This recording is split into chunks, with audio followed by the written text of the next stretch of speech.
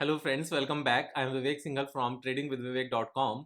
और आज है सैटरडे इवनिंग को हम अपनी लाइफ को बेटर बनाने की अक्सर बातें करते हैं। तो यहाँ पर आज भी हम कुछ इसी तरह का टॉपिक लेकर आए हैं, लेकिन इस टॉपिक का सीधा सीधा लिंक हमारी स्टॉक मार्केट से भी है और जनरल लाइफ से भी है। तो यहाँ पर एक छोटा सा पॉइंट है। जैसे हम सभी के घर में मोस्ट ऑफ द केसेस में गीता होती है।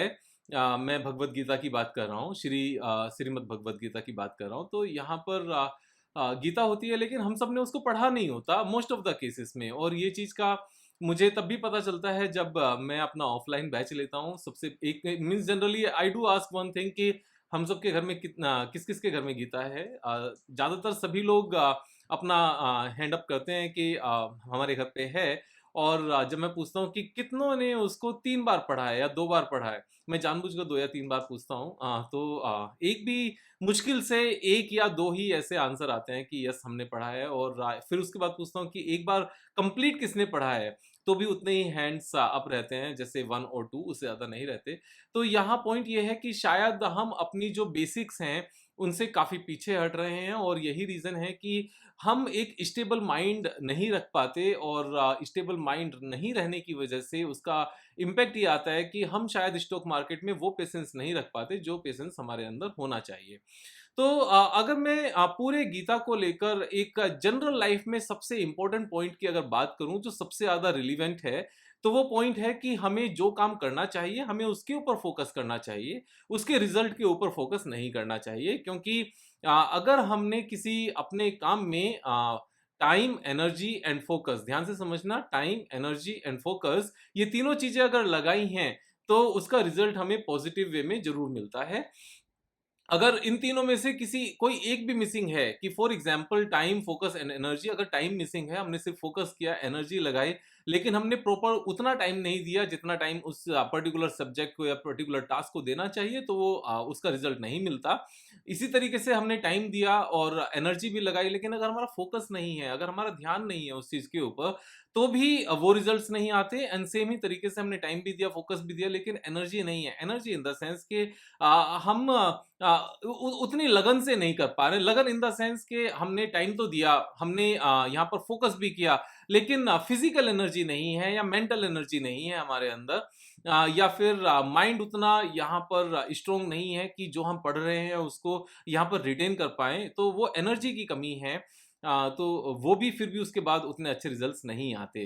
तो एक तो ये पॉइंट है। दूसरा एक और पॉइंट है कि कर्म करो, फल की इच्छा मत करो। That is the most important conclusion जो हमें गीता रीडिंग से मिलता है। जो गीता का संदेश है वो सबसे इंपॉर्टेंट, जो जनरल लाइफ में सबसे ज्यादा एप्लीकेबल होता है, वो ये है। इसी तरीके से अगर हम इसी पॉइंट को स्टॉक मार्केट में भी यहाँ पर एक बार अप्लाई करने की कोशिश करें कि हम स्टॉक मार्केट में यहाँ पर मिस्टेक क्या करते हैं।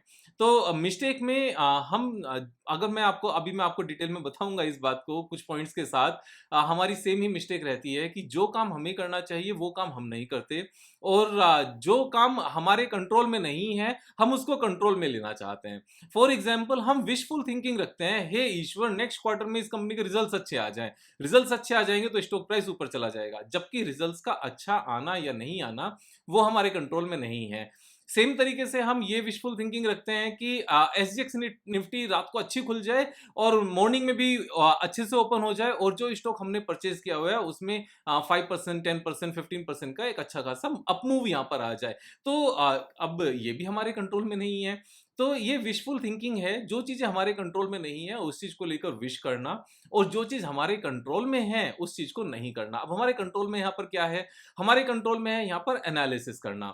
अब एनालिसिस करने के लिए हमें चीजों को सीखना पड़ेगा। अब सीखने के लिए हमें क्या करना पड़ेगा? हमें टाइम भी देना पड़ेगा, हमें एनर्जी भी लगानी पड़ेगी, हमें फोकस भी करना पड़ेगा। एनर्जी में यहाँ पर मोनेटरी एनर्जी भी आती है कि हमें यहाँ पर सीखने के लिए पैसा भी खर्च करना पड़ता है। फॉर एग्जाम्पल, हमें इंटरनेट भी लेना है, हमें मोबाइल फोन भी लेना है, हमने यहाँ पर लैपटॉप भी लेना है। और जब हमने सीखना है तो सीखते टाइम जो हमने टाइम देना है, उस टाइम में हम कुछ और पैसा कमा पाते, तो अपॉर्च्युनिटी कॉस्ट भी यहाँ पर जाएगी, वही इसको एनर्जी का रूप यहाँ पर दिया जाएगा। अब ये सारे जो पॉइंट्स हैं, जो हमें करना चाहिए, हम वहाँ पर ध्यान नहीं देते। इस चक्कर में हम क्या जाते हैं, हम टिप्स पर जाते हैं, यानी कि जो काम हमारा है, वो किसी और को दे दिया, और जो काम यहाँ पर स्टॉक मार्केट के ऊपर जाने का है, स्टॉक प्राइसेस के ऊपर जाने का है, या फिर बिजनेस को अच्छे से रन करने का है, उस चीज में हमने विशफुल थिंकिंग रखनी शुरू कर दी।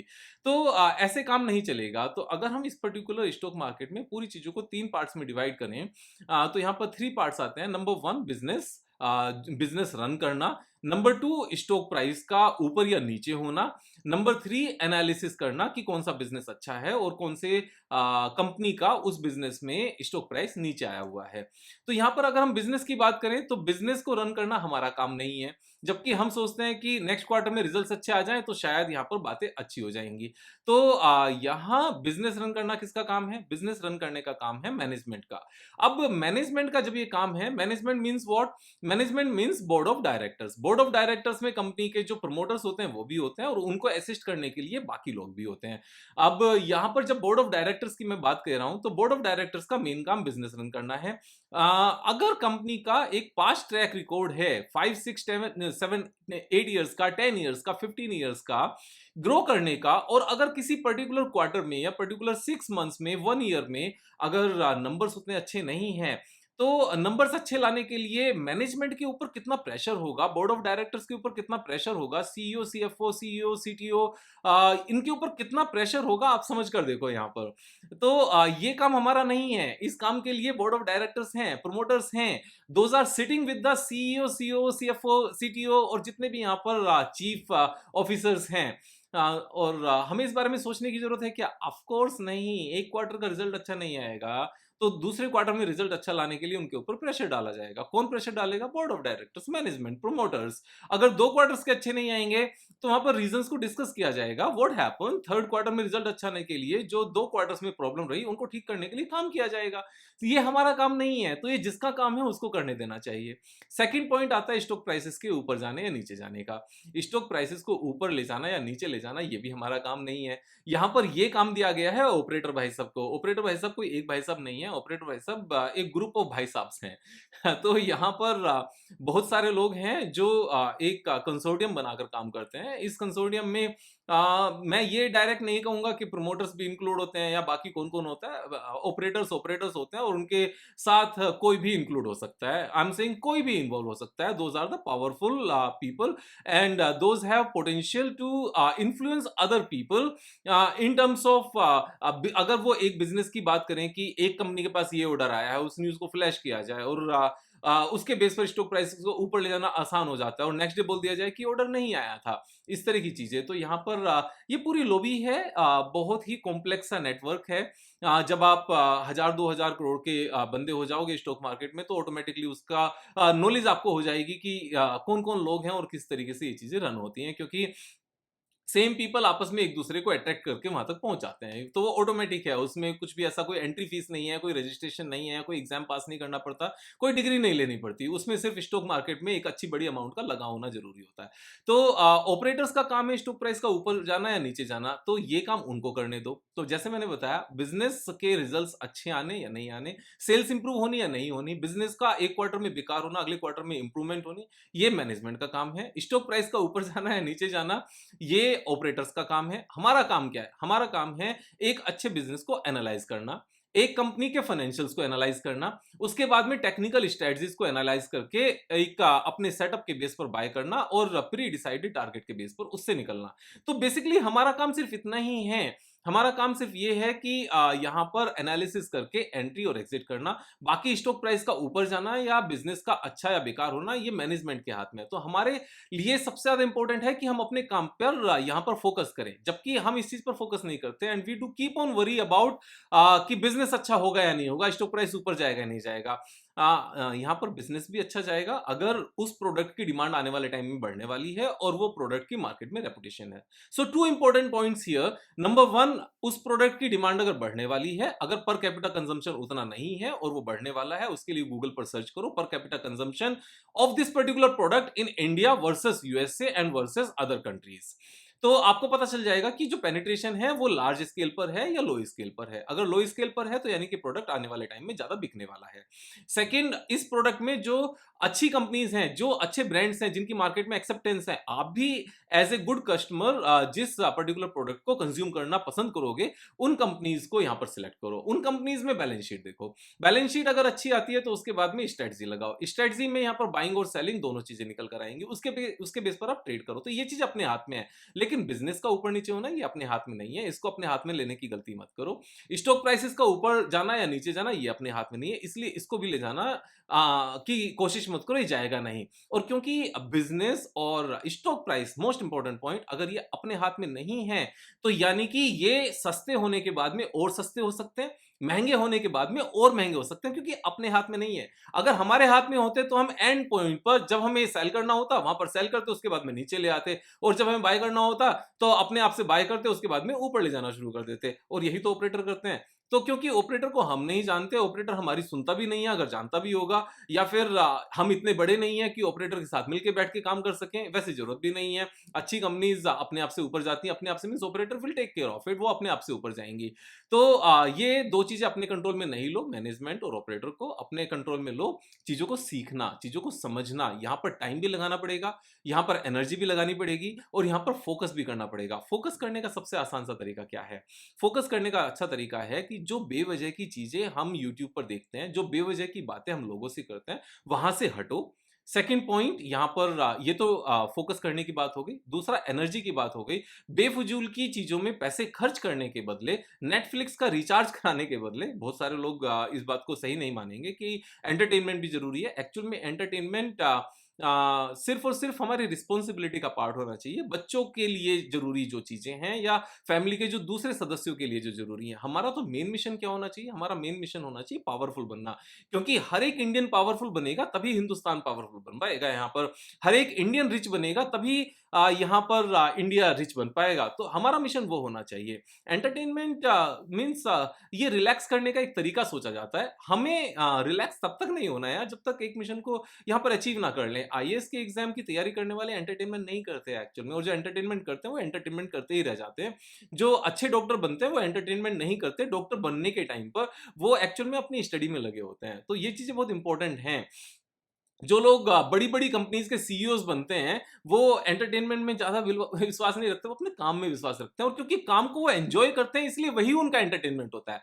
तो बेसिकली हमारे लिए हमारा एंटरटेनमेंट हमारा काम होना चाहिए। और हमारा काम क्या है? हमारा काम यहाँ पर है, जो लोग स्टॉक मार्केट में ट्रेड करते हैं, वो स्टॉक मार्केट में अच्छी चीज़ें सीखें, बिज़नेस एनालाइज़ करें, स्टॉक्स एनालाइज़ करें, यहाँ पर उनके चार्ट्स एनालाइज़ करें, और उससे बचे हुए टाइम में अपनी एक्टिव इनकम बढ़ाने का काम करें। तो जो चीज़ें हमारे कंट्रोल में है वो काम किया जाए, और जो चीज हमारे कंट्रोल में नहीं है, उन चीजों को जिन लोगों के वो कंट्रोल में है उनके हाथ में सौंपा जाए, उनके हाथ में छोड़ा जाए।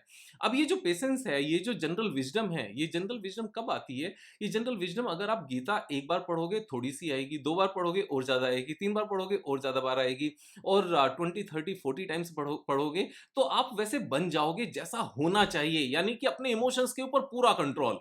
तो यहाँ पर ये चीजें इंपॉर्टेंट है। और जब तक इमोशंस के ऊपर कंट्रोल नहीं होगा, स्टॉक मार्केट में पैसा कमाना थोड़ा डिफिकल्ट नहीं, एक्चुअल में काफी डिफिकल्ट होगा। और यहाँ पर इमोशंस को कंट्रोल करने का आसान सा तरीका है कि जो हमें इमोशंस को कंट्रोल करना सिखाती हैं चीजें, उनको बार बार पढ़ो, उनको बार बार पढ़ो। अपने आप से चीजें अच्छी होंगी। और यहाँ पर हम फिर सिर्फ स्टॉक मार्केट में अच्छा नहीं करेंगे, जब इमोशंस के ऊपर कंट्रोल होगा गीता पढ़ने से, तो यहाँ पर हम जनरल लाइफ में भी अच्छा कर पाएंगे। हमें प्रैक्टिकलिटी आएगी कि यहाँ पर हमें किससे कितनी बात करनी चाहिए और कितनी नहीं करनी चाहिए, हमारी रिस्पॉन्सिबिलिटी क्या है, हमारी ड्यूटीज क्या हैं, हमारे राइट्स क्या हैं। यहाँ पर ये सब चीजें क्लियर हो पाएंगी। यहाँ अगर हम गीता के वापस से संदेश को देखें तो ऐसा कभी नहीं हुआ, कभी भी नहीं हुआ कि हम यहाँ पर किसी काम में टाइम, फोकस एंड एनर्जी दे रहे हैं और उसका हमें रिजल्ट ना मिला हो। उसका रिजल्ट सिर्फ तभी नहीं मिलेगा अगर वो चीजें हमारे कंट्रोल में नहीं है। हमारे कंट्रोल में जो चीजें हैं वहां पर टाइम, फोकस, एनर्जी लगाओ, और बाकी चीजों को ईश्वर के हाथ में छोड़ो। यहाँ पर स्टॉक मार्केट के ईश्वर की अगर बात करने लगे तो कंपनी स्पेसिफिक जो ईश्वर है वो ऑपरेटर हैं, और मैनेजमेंट है, उनके हाथ में उस बात को छोड़ो। अपना यहाँ पर अपना कर्म करते चलो, एनालाइज करते चलो, सीखते चलो। आज के वीडियो में यही संदेश है, और मेरा कहना है कि गीता को कम से कम 10-11 बार पढ़ो। एक रूटीन बनाओ कि जो नेक्स्ट मंथ नया मंथ आने वाला है, मीन्स अगर किसी के घर में नहीं है तो 31 मार्च तक ऑर्डर करके मंगा लो और अप्रैल मंथ में एक बार पढ़ो, मई मंथ में दोबारा पढ़ो एंड जून मंथ में थर्ड टाइम पढ़ो। 3 बार पढ़ने के बाद में एक्चुअल में रियलाइज़ होगा कि हम अच्छे कर्म करने शुरू कर रहे हैं, हम अच्छे रास्ते पर चल रहे हैं। और अगर कभी बीच में भटकने की कोशिश भी होगी या भटकना शुरू करोगे या भटकना होगा, तो वापस से एक बार फिर से पढ़ लेना, हम फिर से राइट मीन्स एक राइट पाथ पर आ जाएँगे। और राइट पाथ पर आकर तभी तो यहाँ पर लाइफ ब्यूटीफुल होगी। और तभी हम जब इस दुनिया से जाएँगे, जब भी जाएँगे, जो भी टाइम लिखा है 90 प्लस की हम सबको विश करनी चाहिए।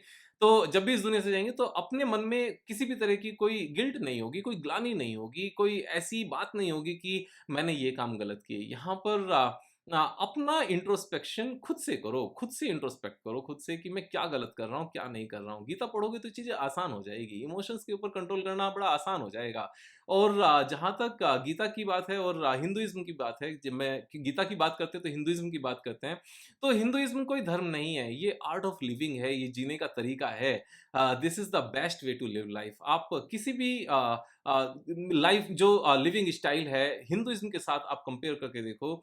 अगर आप साइंटिफिकली बात करोगे ना, then this is the best way. और ये धर्म है ही नहीं किसी भी तरह का। ये यूनिवर्सल से जुड़ा हुआ है। जो ओम साउंड है, वो कुछ लोगों की साउंड नहीं है, ये यूनिवर्स की साउंड है। इस बात को साइंस भी कहती है, इस बात को साइंटिस्ट भी कहते हैं। और इन सब चीज़ों का उच्चारण करके देखो, आपको मज़ा आएगा। हम किसी भी लेवल से किसी भी लेवल तक पहुँच सकते हैं। बस हमें राइट ट्रैक पर राइट एनर्जी को रिस्टोर करना है और अपने माइंडसेट को यहाँ पर जैसा गीता में लिखा है ना, वैसा बनाना है। कल फिर मिलेंगे एक नई वीडियो के साथ, तब तक शेयर करना नहीं भूलना। एंड जय हिंद।